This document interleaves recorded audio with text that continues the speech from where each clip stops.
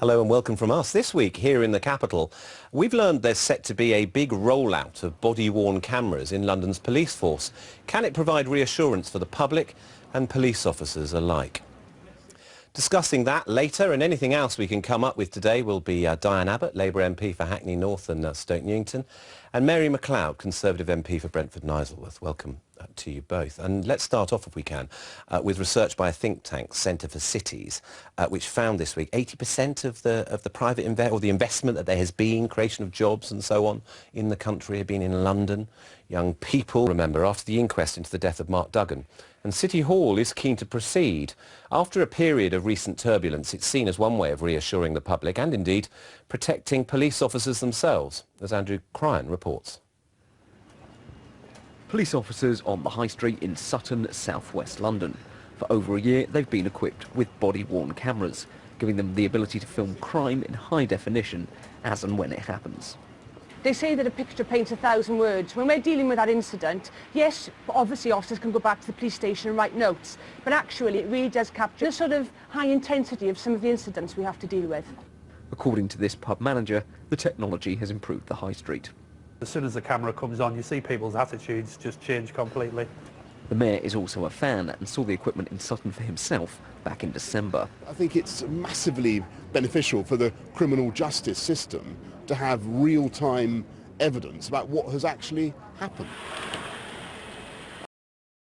So 1, 2, 3... City Hall sources have told this programme that the mayor will be authorising the world's largest this spring. The way London is policed could change forever. Details are thin on the ground, but there are already arguments about whether this new technology should be used in the same way that it is at the moment in Sutton. Now, officers wear these all the time, but they're not always recording. The Home Office only allows police to film when there's a specific incident. And then they just turn them on. But according to some, they should be on all the time that the police interact with the public, not just for specific incidents. Leon Briggs was detained by police in Luton last year. He died in police custody. There are ongoing investigations by the Independent Police Complaints Commission and a coroner into how it happened. His family say police body cameras would give them answers. They do not know why he died. They do not know anything. I need to know. Leon Briggs' partner at a meeting with police last year. Leon's friends, family and other campaigners are now campaigning for what they call Leon's Law. Leon's Law is about the very, very simple proposition that all police officers in all interactions with the public will wear body-worn cameras and they'll be recording during those interactions. Technology really is going to start to hold police to account, but it won't hold police to account if they have the discretion to switch the cameras off when they choose. And last week, Luton Council passed a motion backing these proposals, saying that the Home Office guidelines need to change. There should be a broader guidance to the police about the use of these body cameras, because with the police in total control of when you turn it on and off, then you might find that there is a confrontation and the camera's not on. So while the mayor may be backing the expansion of cameras, exactly how he does it, to what extent, and what lessons he might learn from Luton are not yet clear. Well, when it's clarity we want, we turn to Stephen Greenhout, Deputy Mayor for Policing. Welcome to you. Good to see you. What is happening with the plans? When? How many officers? Well, the first thing is I would describe this as a pilot. It's the world's largest pilot of a technology that shows a lot of promise. And I visited frontline officers on the Isle of Wight that are all using body cams. And one of the officers said, I'd actually put away my CS gas and keep my body-worn video, because not only can this show transparency between the public and the police, importantly it seems to reduce confrontation, particularly in the nighttime economy. Victims of domestic violence is a much more powerful way of immediately seeing the impact of abuse.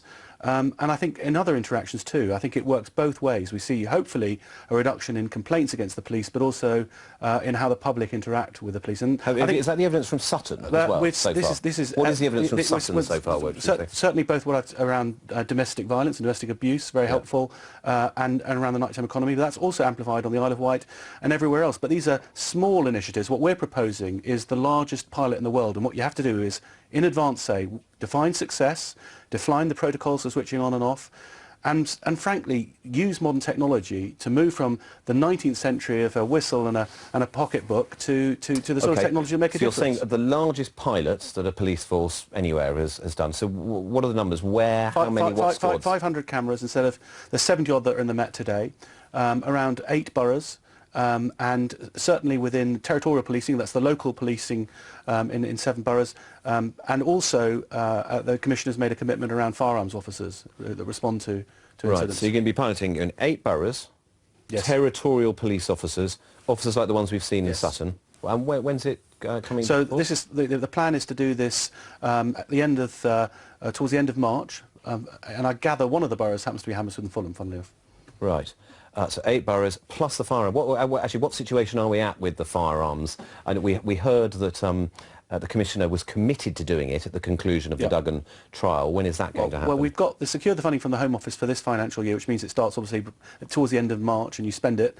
And then there's clearly we'll roll on that pilot to the next year. The money's in place and we have to go through the approvals process, secure the equipment and begin the work of testing this out properly and rigorously. So 500 cameras. And for how long?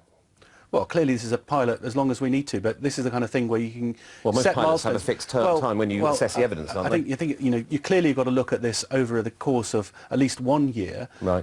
But you may, depending on those milestones, but that all has to be agreed in advance. And do you have any views about the current Home Office guidelines, which sort of fairly severely restrict when you can switch on or switch off, all the rules around it? Well, I think the issue is not just around what the Home Office prescribe. The issue is how the whole criminal justice system changes itself and adapts to the fact that we are in the digital era. People have camera and we need to ensure that the evidential value of this is captured and that the courts can deal with this and not be restricted by bureaucraats that are essentially... At the moment, do you think the guidelines need reviewing? I think the whole criminal justice guidelines need to be Do these specific guidelines need to be changed? Well, potentially these specific guidelines need to be reviewed and we can then feedback based on this pilot, but I think worse than that, the evidential value that's sometimes captured can't then be used in the process, in the charging process in the CPS very easily, as I understand it. So you wouldn't have a problem with people with the cameras running all the time? As we learn, we have to ensure that the guidelines move with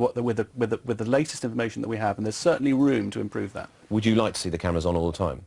No, I think at the moment we need to be clear about when there's value, because having a camera on all the time means you'll then have to work out how much of that you store, how long you store it. I think we have to be focused about when we think it will have the biggest impact to reduce complaints against the police and also have the biggest impact in the interactions with the public. Diane Abbott, what do you think about what you've heard there? It looks like there are sort of fairly well advanced plans for this pilot.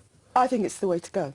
I've been around London politics since the original Brixton riots in the early 80s. And what I know about these incidents is something happens. Somebody dies, somebody's injured, whether it's Cherry Grosh or Cynthia Jarrett in Broadwater Farm or Mark Duggan.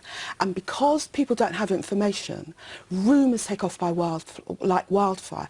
And that's where you have these social conflagrations. I think if you have cameras and there's actual real-time information, you'll have less rumours, you'll have less things blowing up in the community. It has to be the way to go. And I understand your point about not having them filming all the time, but you don't want policemen switching it off at will. So you've got to have a protocol. But it's transparency is the key. Are you saying it should be on all the time?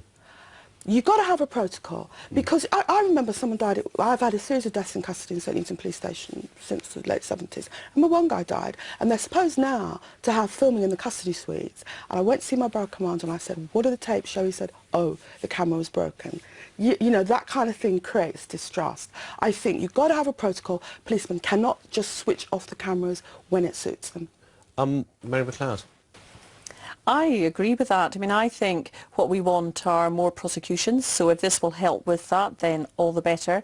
And for me, domestic violence is a big issue in West London and Hounslow. It's top of the police agenda. Chiswick was the very first refuge in the world, so we want to absolutely do everything we can to help and support And one of the reasons victims. it appears to be advantageous or proving good here is that people are saying something instantaneously or at the time, which is caught on camera or whatever, which they may subsequently change. But so it's proving a very good evidential potential gathering yes, tool. and naturally it's going to be dealt with very sensitively, but there are special police officers who deal with domestic violence and domestic abuse cases.